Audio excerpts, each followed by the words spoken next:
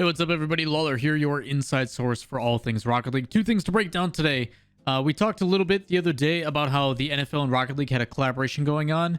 We've got details of that actually coming out today, the 32 teams, what it all means, and possibly some future implementations and some future partnerships that could be very beneficial to the Rocket League as an esport. We've also got day 2 of North America Summit going on for Summit number 2 for Beyond the Summit, where we ended up having the group stages finish for North America, as well as finishing up the holiday crew battle with the unique game modes for North America as well. But before we get into that, as always, if you guys enjoy the content, give it a thumbs up, as well as make sure to hit subscribe. And if you have any questions, comments, concerns, drop those down in the comments below. With that, let's get into the video.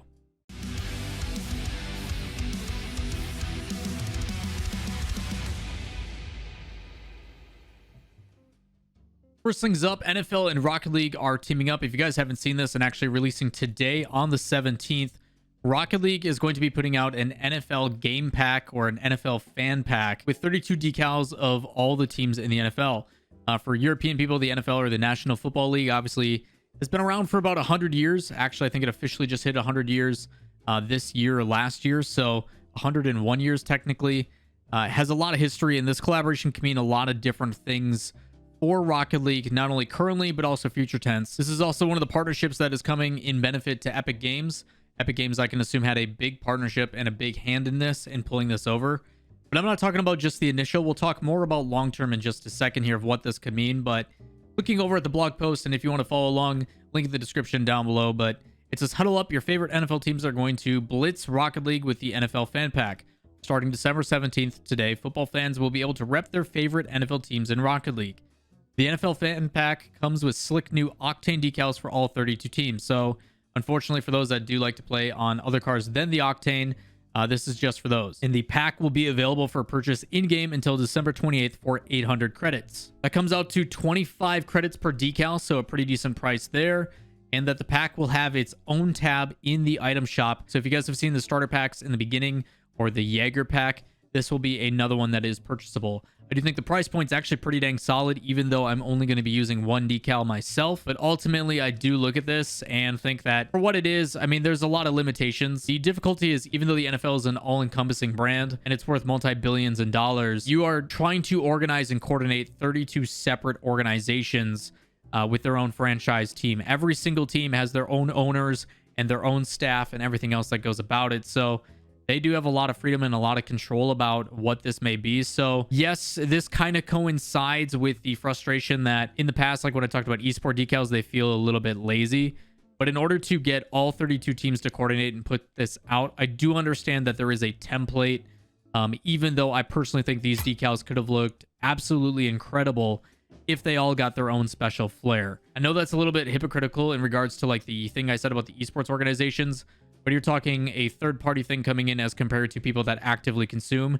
This to me is a endemic versus non-endemic. The NFL is not endemic to Rocket League, while the esports teams that play in Rocket League's league are. So a little bit of a difference there if you look at it from the business perspective, but ultimately the fact that they got all 32 teams and didn't leave anybody out, I think is a pretty big deal. And it creates a partnership, and that's going to be kind of the part I want to talk about. The NFL obviously provides a lot of interesting things, and if it goes along with what the mentality is from Rocket League, as they've said in the past, which is we want to become a traditional sport, we want to push boundaries and be the branch between traditional and non-traditional. We want people who are standoffish towards video games and put this negative connotation to it and think that video games are violent and they're as addictive as heroin, which has been said on the news, even though it's probably the dumbest statement I've ever heard about video games. This is a way to provide a branching of that gap, where if you can consistently try to take people who enjoy the NFL and show them Rocket League, even though it may not be everybody, and there's going to be people like there is always when a esport is on ESPN, to get these video games off my TV, Rocket League could be the one that changes the opinions. There was just a post in the subreddit this week about how someone was watching the matches at their house from NA Regional 2, and that his family sat down and were cheering and hooping and hollering, even though they had no idea the teams or what was going on. They just instinctively knew how the game was played. And even though they didn't understand the high-level mechanics, their only questions were about the format and some of the things that were about how the tournament came to be, rather than like, how was the game played? What are the champions? What are their abilities? Etc. So it just continues to show that the accessibility of Rocket League is going to bring in a wider fan base. And this partnership can really help with that. Not only when it comes to just getting Rocket League in front of more viewers, I do think that this could be the next step for Rocket League when it comes to the broadcast side. Even though DreamHack is their most recent production team, and if you guys haven't seen that video where I talk about some of the unsung heroes in Rocket League, link in the description, or you can find it listed somewhere up here. But Rocket League as a whole, I think with the addition of the NFL, has a chance to lean on to the expertise, and hopefully we start to see something like the NFL and their experience overtake as probably a broadcasting partner. Maybe in the future we start to see the NFL or something in regards to that start to push the boundary and the next step when it comes to Rocket League esports on a mainstream way of, you know, consuming the product, I guess is the best way to explain it, if you view it from like an entertainment perspective. I do think this partnership could be a really big deal, and even though it is on the surface very, very simple, it builds a relationship between Epic Games and the NFL.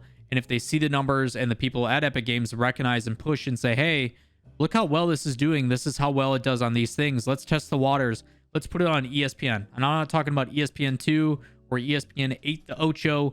I'm talking about ESPN, the big one, on main television, on prime time, and see how it does. And I think these are the kind of things that I hope Epic Games is helping out Psyonix with, where these big partnerships create relationships that long-term will allow Rocket League to become not only a tier 1 esport, but the biggest esport in the world. Either way, this is, to me, more than just the decals. I personally overlook that, yes, there's now decals in. They've done this with MLB. They've done this with NBA. I look past that. I look at the long-term stuff and what it is. NFL is the most consumed sport in the United States. This partnership could lead to a lot of really good opportunities, and long-term could make a big difference. I personally would love to see more franchise teams actually make it in. Ironically enough, we already have one, technically two. I was going to make the joke, and it's kind of lame, but I mean, the Minnesota Vikings, V1 finally has a decal in game because V1 is owned by the same owner of the Minnesota Vikings. So it looks like we finally got a V1 decal in game. And the same thing, complexity is finally back because of the Dallas Cowboys. So jokes aside, I would love to see, you know, like Madden or other simulation football games where the official NFL franchise has a team that they compete in their own league. I would love to be a person that represents the Green Bay Packers for Rocket League in an actual franchise league and play on behalf of the Green Bay Packers. Like, something like that would be super cool. And I hope that not just Madden, not just FIFA or anything else, you start to see this stuff to develop.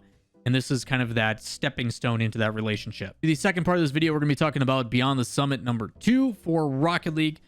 In North America, we kind of wrapped up most of the matches through the group stage. This is going to still be a playoff day that goes along with this. So Group A and Group B, as you guys saw me talk about in yesterday's video, in the winners match for Group A was Space Station versus PK.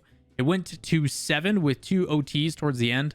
And it's good to see that PK, even though they had a little bit of an off time, and I talked about this a bit briefly yesterday, seeing if they could recreate it. I wanted to see if they were going to have better results after looking a little bit flat last week. In the regionals, they obviously had a really shocking turn of events after reverse sweeping Space Station, going through G2 and a bunch of other really good teams. And then their grid performance showed up well also, but then in the next regional, it was a little bit flat. So glad to see them bouncing back and staying competitive with all the rosters. Not only do they go to 7 against SSG, but in the seeding decider match, which is the elimination match, they do end up beating Alpine. In the elimination match, which is the two teams at the lowest, in this case, it is Alpine and version 1. Alpine does end up beating out version 1. There was a lot of conversation during that series about how both these teams are trying to increase their own personal value, how they're trying to push back into the top 8 and be in that conversation. But V1, man, I don't know what happened, if they're just kind of checked out right now because it's not regionals, but they've been looking extremely flat, where the things that we were getting excited about with the infield pass plays and the creativity from Com just hasn't really been there. They don't really work the field on offense like they used to. And a little bit of concern here from version 1. So they do get eliminated on Group A. The teams that are going to be making it through are going to be Alpine in the losers quarterfinals, and then you've got Space Station and Pittsburgh Knights in the winners semifinals. On the other side, for Group B, it is going to be Sonics, Rogue, United, and Kansas City Pioneers in the winners match, because both these teams were the higher seeds, are between Sonics and Rogue. So those are going to be the ones in the winners semifinals. Another series going to 7, super close, but this time with 3 overtimes. Glad to see Sonics finally starting to find their footing with T. Carell. Looks like consistency has been paying off. T. Carell's been stopping by the stream and had a lot of positive things to say about the roster. So glad to see mentally wise they're in a good place, even with a lot of changes to their new team. And then for Rogue, still staying somewhat competitive, but this again feels like Rogue fashion, where Rogue shows super good qualities They look really competitive. And in regionals, the thing that matters most, they are performing well. But here they're getting kind of beat out. These are the ones that I would hope to see Rogue if they want to solidify themselves to me as a top 4, top 5. They have to win. The fact that they aren't is a little bit concerning. We then go to the elimination match between Kansas City Pioneers and E United. And a team that I've been excited about lately with E United, and I talked about this again yesterday, does show up really heavily with a 4-1 victory over Kansas City Pioneers. This one wasn't even close. They held Kansas City Pioneers to 5 goals, and 4 of those came in one game. In game 4, it was KCP 4-0, but other than that, 1 goal allowed. United absolutely dominated this match. Because United stays alive, they then play in the seeding match between Rogue, and Rogue does take this one, which is what I'm looking forward to. To provide contrast, obviously they don't beat Sonics, but again, if you're going to try to consider yourself to be a 5 through 7 or 5 through 8 team, you have to win the matches against the other teams that are very close to you. And in this case, Rogue has been doing that. So 3 overtimes in this one as well. Really close series. United coming off a hot win and trying to continue that. And they do start off pretty good. But at the end, I mean, Rogue 3 in a row, 3-2, 1-0, and 2-1. A lot of 1-goal games in this. The only one that wasn't was game 2. So very close series, even though it is 4-2. United and Rogue put up both a really good fight. You are really starting to see Tristan and One Mike gain that confidence on this roster. And now they just got to build upon it. So exciting stuff from United, exciting stuff from Rogue. If we take a look at the final bracket for the playoffs, which will be going down on the 19th, which will be Saturday, you got Space Station versus Rogue. Space Station should win that, but Rogue may play upset. You got PK versus Sonics. You got pretty much really good defense versus really good offense. I'm interested to see if Sonics can step up to that one. But that should be a favored match for PK. We'll see how they end up playing out. Losers of match 1, so probably Rogue versus Alpine, and then it'll be Sonics versus E United. I think E United can win that again, but it'll be interesting to see on how these things develop. We didn't get to see E United and Sonics play yet, so that could be one I'm looking forward to. Honestly, that's what I want, is I want to see teams that didn't get to play each other, and in this case it'd be Alpine going up against Space Station, but I don't know if Rogue's going to be able to take that one. Space Station's been looking pretty good even with the sub. Corrupted G did sub in for Taroko as well, so keep those things in mind as he played against Sonic. So the fact that they go to 7 with Corrupted G and without Taroko makes me a little bit more concerned, but still Sonic's got the W, and that's what matters most. Also, for the fun various game modes, which for some reason they allow Lethmere to play in, which is totally unfair because he is insane at them. But it was fun to see that the rest of the pros and everybody else also struggles against him, and it's not just me. They have their various teams as we take a look at the bracket. We got Mistletoe, Silent Knights, 3 Turtle Doves, and Rudolph's Revenge. The semifinals were yesterday. The finals was what went down today. Technically yesterday when this video comes out. And Mistletoe, which is Rapid, Lethmere, and Leaf, ended up dominating 3 Turtle Doves, which is Turtle, T. Corel, and Corrupted G. You can just tell the difference. Rapid does play in some of the custom modes with Lethmere, so he does a very good job. Leaf definitely has the analyst brain where he is better at adapting to a new game mode immediately rather than relying on the consistency and the tendencies of playing at a pro level over and over again. So this team was pretty much deemed to win from the start. So I'm not really surprised at all here. They close it out in a capture the flag holiday style 2-0. If you want to go check a look at those highlights, you can find the VODs at twitch.tv/BTS Rocket League. That is going to wrap it up for this video. If you guys have any questions, comments, concerns, feel free to let me know in the comments down below. If you have anything that you'd like me to discuss, any videos, any topics you'd like me to cover, put those there as well. But while you're down there, if you guys enjoy the content, give it a thumbs up, hit subscribe, and we will catch you next time. Peace.